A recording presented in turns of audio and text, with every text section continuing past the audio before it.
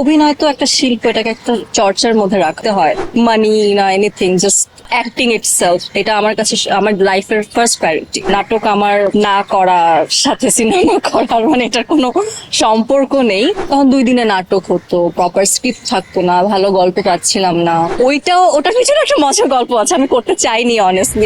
না, সিনেমার সাথে নাটকের মানে নাটক আমার না করার সাথে সিনেমা করার মানে এটার কোনো সম্পর্ক নেই। আমি যেটা হয়েছিল যে নাটক আসলে তখন এখন যেমন আমরা অনেক সময় নিয়ে নাটক করি, যেমন এই কাজটাই আমরা অনেক সময় নিয়ে করব, মানে 6-7 দিন ধরে আমরা করব। আগে দেখা যেত যে আমি যখন নাটকটা ছেড়েছিলাম তখন 2 দিনে নাটক হতো, প্রপার স্ক্রিপ্ট থাকতো না, ভালো গল্প পাচ্ছিলাম না। তা আমার মনে হচ্ছিল যে অভিনয় তো একটা শিল্প, এটাকে একটা চর্চার মধ্যে রাখতে হয়। তো আমার তখন মনে হচ্ছিল যে আমার এটা ভুল চর্চায় চলে যাচ্ছে, এটাকে আমি একটু ঠিকঠাক চর্চায় রাখতে চাই। আমার কাছে আমার অভিনয়টা প্রায়োরিটি সবচেয়ে বেশি, মানে না ফেম, না মানি, না anything, just the acting itself, এটা আমার কাছে আমার লাইফের ফার্স্ট প্রায়োরিটি। তো ওই জায়গা থেকে আমার মনে হচ্ছে যে নাটকটা আমি কম করব, বেছে করব।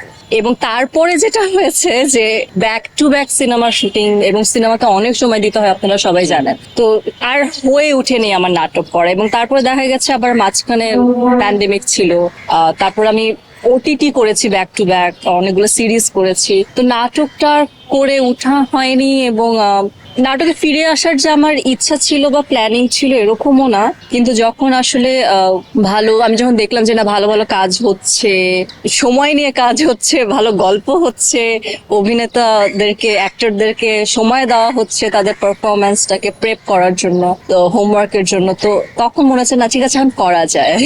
এবং 24-এ যখন আমি নূর দিয়ে কাম ব্যাক করি নাটকে, ওটার পিছনে একটা মজার গল্প আছে, আমি করতে চাইনি অনেস্টলি। আমাকে আমার কো আর্টিস্ট ফারহান জোর করে আমাকে আসলে করিয়েছে, এবং তারপর আর কি ব্যাক টু ব্যাক করা হয়েছে আর কি। অকেশনালি এখন নাটক করি।